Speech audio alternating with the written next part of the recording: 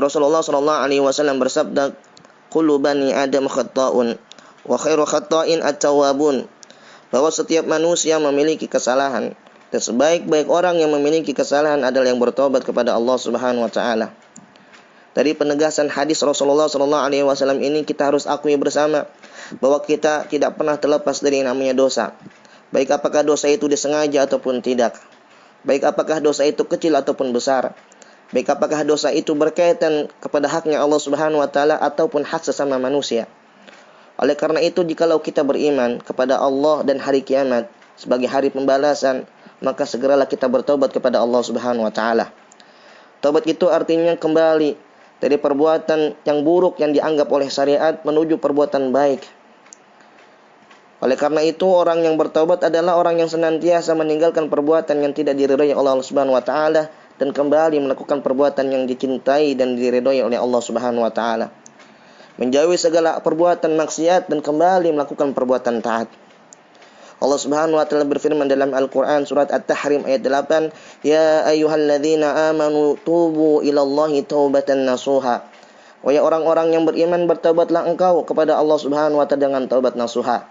Taubat yang sebenarnya, yang bukan yang hanya sekedar mengucapkan istighfar sebagai permohonan ampun, namun lebih dari itu, yaitu adanya usaha untuk meninggalkan perbuatan maksiat yang telanjur ia lakukan.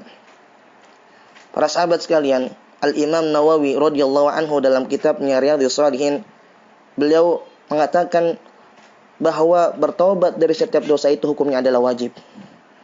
Kalau seandainya dosa itu berkaitan sama haknya Allah Subhanahu wa taala, syarat taubat ada 3. Yang pertama, dia meninggalkan perbuatan maksiat tersebut seketika. Kemudian yang kedua, menyesal terhadap perbuatan maksiat yang telanjur ia lakukan. Dan yang ketiga, bertekad bersungguh-sungguh tidak akan melakukan maksiat untuk kedua kalinya.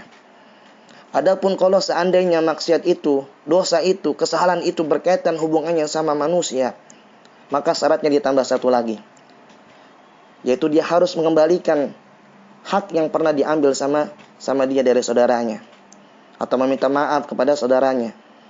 Syarat ini merupakan syarat mutlak yang harus terpenuhi.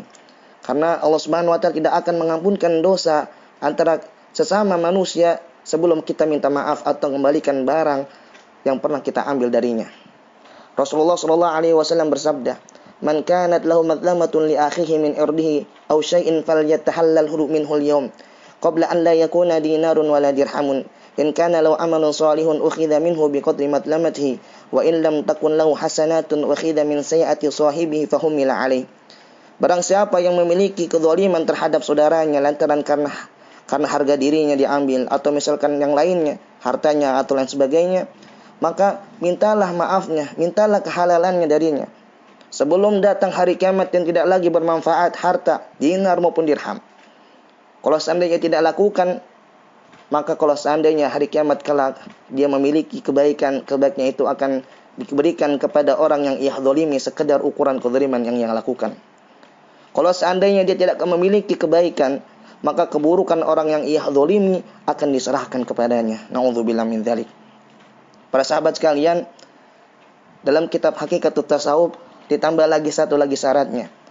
Syarat taubat ditambah lagi satu lagi, yaitu meninggalkan persahabatan dengan orang-orang jahat dan orang-orang fasik yang melakukan dosa besar, yang mendorongnya untuk melakukan maksiat dan menjauhkannya dari ketaatan kepada Allah Subhanahu wa taala.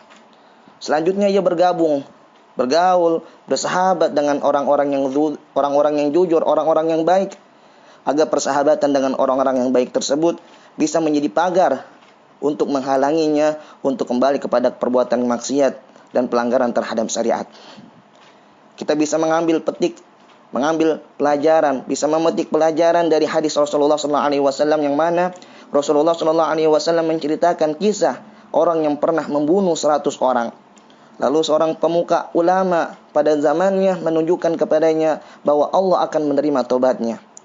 Lalu pemuka ulama itu mensyaratkan kepada si pembunuh itu agar meninggalkan lingkungannya yang tidak baik, sebab lingkungannya itu sangat berpengaruh terhadap penyimpangan dan tindak kejahatannya.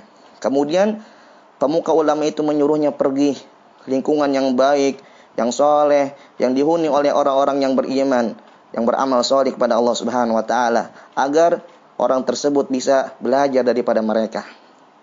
Para sahabat sekalian, jikalau Rasulullah yang tidak memiliki dosa, beliau selalu beristighfar pada Allah Subhanahu wa taala, selalu mohon ampun kepada Allah Subhanahu wa taala. Bagaimana dengan kita yang kita belum tahu bagaimana keadaan kita, apakah masuk surga atau tidak, apakah disiksa di alam barzah atau tidak. Karena itu selayaknya, seharusnya kita harus memperbanyak beristighfar, memohon ampun kepada Allah Subhanahu wa taala. Demikianlah para sahabat, semoga bermanfaat. Kurang lebihnya mohon maaf. Billahi taufiq wal hidayah. Assalamualaikum warahmatullahi wabarakatuh.